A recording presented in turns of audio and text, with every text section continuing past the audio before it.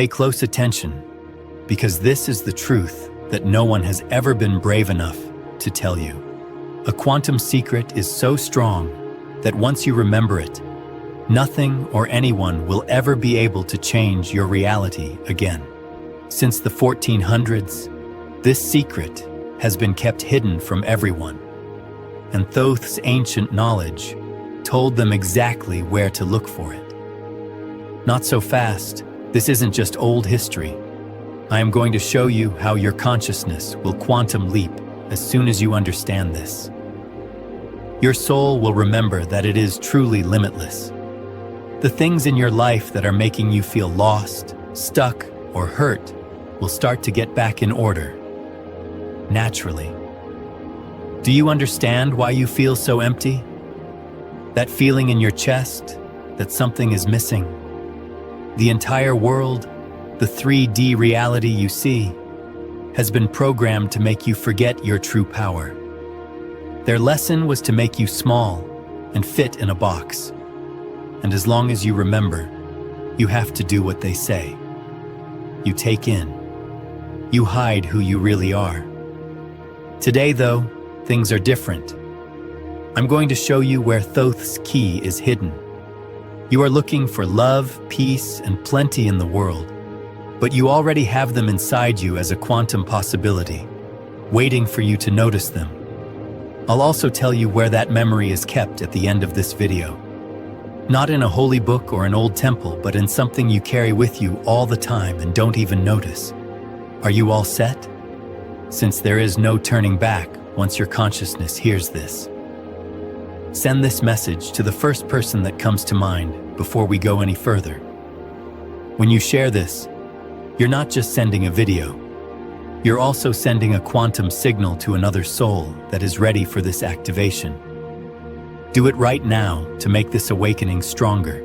Your consciousness has been locked away for hundreds of years. Now that you know where it is, it's time to find it.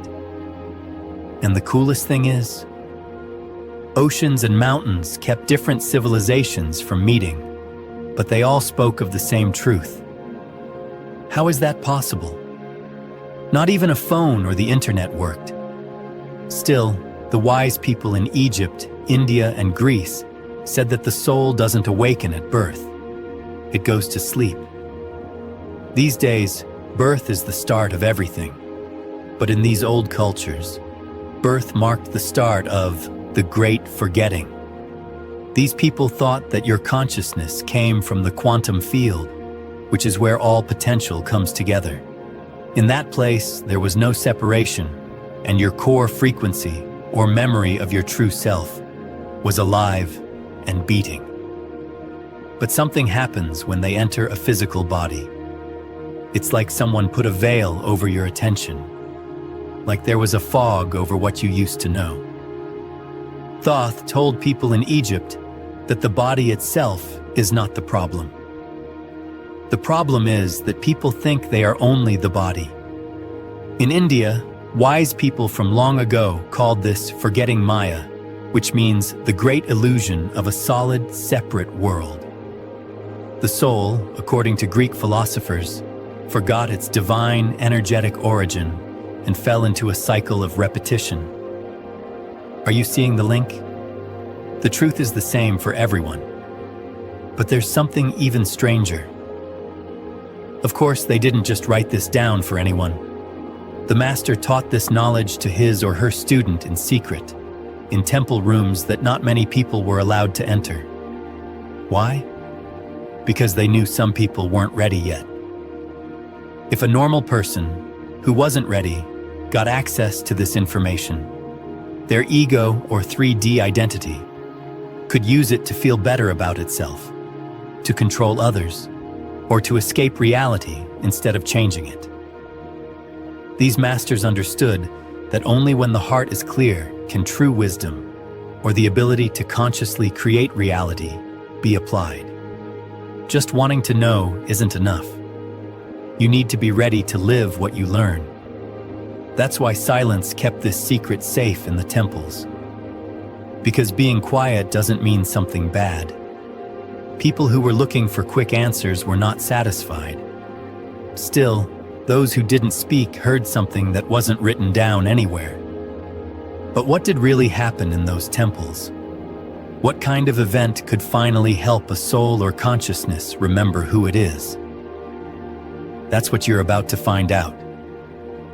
Subscribe to this channel right away to make sure you stay in touch with this frequency. It's more than just getting a notification when you subscribe. It's a choice to align your energy field with these truths, which creates a stable quantum coherence that helps you remember. When those temple doors shut behind the chosen ones, there wasn't a ceremony going on inside. There were no people there. There was no sound and no light. Your consciousness had to forget who it thought it was before it could remember what it was. The initiates were taken to a place that was dark, quiet, and had no sound or light. They were put into a deep state of stillness there. Over time, something inside them started to fall apart. Not their body, but the image they had lived up to for years. I am weak. I am a failure. I am a victim. I am a professional. I am a parent. Everything they said about themselves started to fall apart. No longer did the name, the job, the status, or the opinions matter. Thoth taught that this was the most important time. The moment the ego construct, the 3D identity, tried to fight back when it realized it was no longer in charge. To keep the initiate connected to the old self, it would give them fears, doubts, and false visions. For the ego, falling apart is the same thing as dying. And this is the most shocking part. The initiate didn't learn anything new. No one talked about what life is all about. Because real quantum awareness and knowledge don't come from outside sources. It comes when you get rid of everything that isn't true. What's left is what was there all along. Imagine being in that complete void.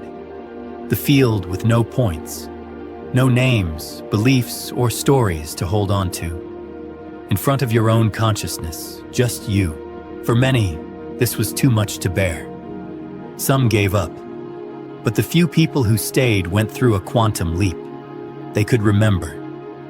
It was a truth that was so deep that words could not describe it. For a split second, it seemed like everything made sense. They understood that they were not the character in the story, but the consciousness that was watching it. Not everyone was ready, though. Now Thoth talks about the danger. It was risky to cross that portal without being ready. If you remember too soon, without clearing your energy field first, it could break your mind. Imagine someone who has unprocessed low-frequency imprints, which are another word for traumas, and all of a sudden, they could connect to the quantum field. It's too much. The risk was to get lost in the void, because you can't take back what you saw on the other side. What if, though, your mind twists what your soul saw, making another illusion instead of freedom? In order to avoid this, the masters said, do not seek this out of curiosity. If you try to remember who you are before getting rid of the energetic clutter, you might make things even more confusing. That's the first thing that stands in your way. You know what could happen if you try to connect with your true self before you're ready. A wall that you can't see that controls almost everything in your life. It was known as the lie of the self by Thoth. This is where many people give up. Because who has the guts to look themselves in the mirror and say they've been lying to themselves their whole lives? First, there's that wall. It's not outside. It's inside. It's everything you think you are added up. You were conditioned from a very young age. A specific frequency was programmed into your body.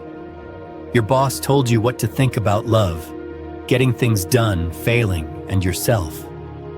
You thought it was true. It wasn't because you were weak, but because no one taught you to question it. I want to know, how many times have you stopped to think about your own thoughts today?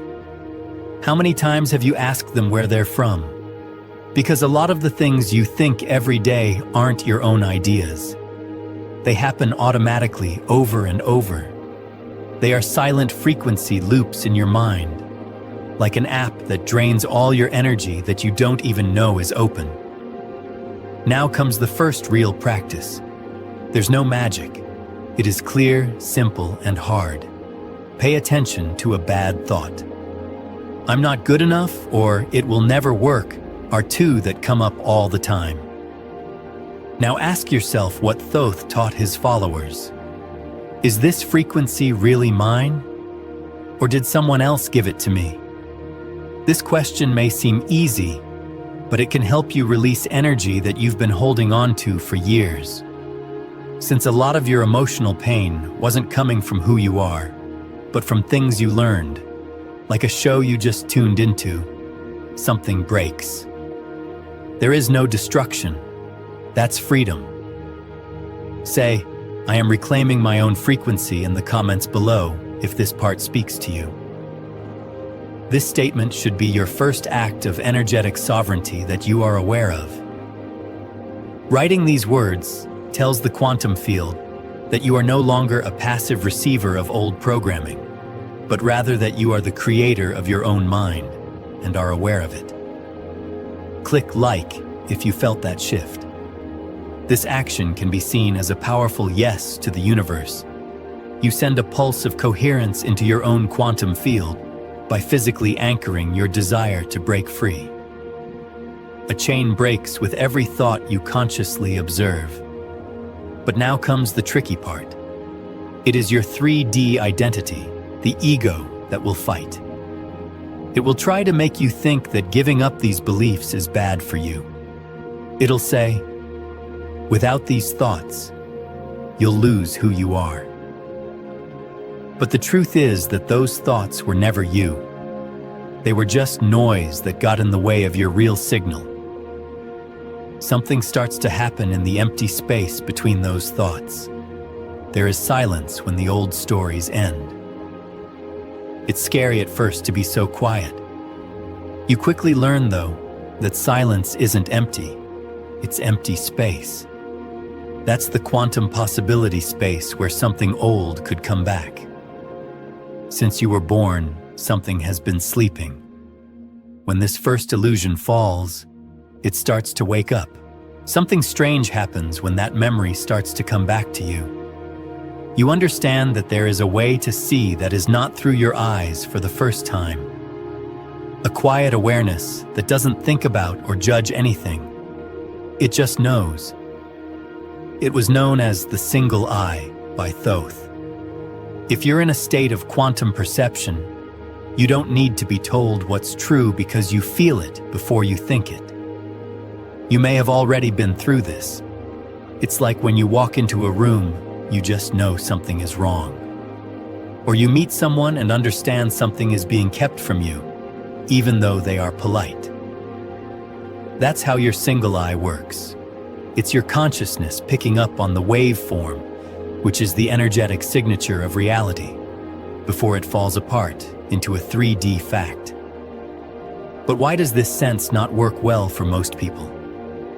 Because you learn to believe what you think more than what you feel. People praised data and forgot about the quiet quantum intuition that has always been there. The trouble is that you can only see the surface. The single eye can feel what's really going on. For the first easy exercise, here it is. Take a moment to close your eyes. Don't keep looking for answers. Stop making noise. To begin, just be quiet for 10 seconds. Do not expect anything. Feel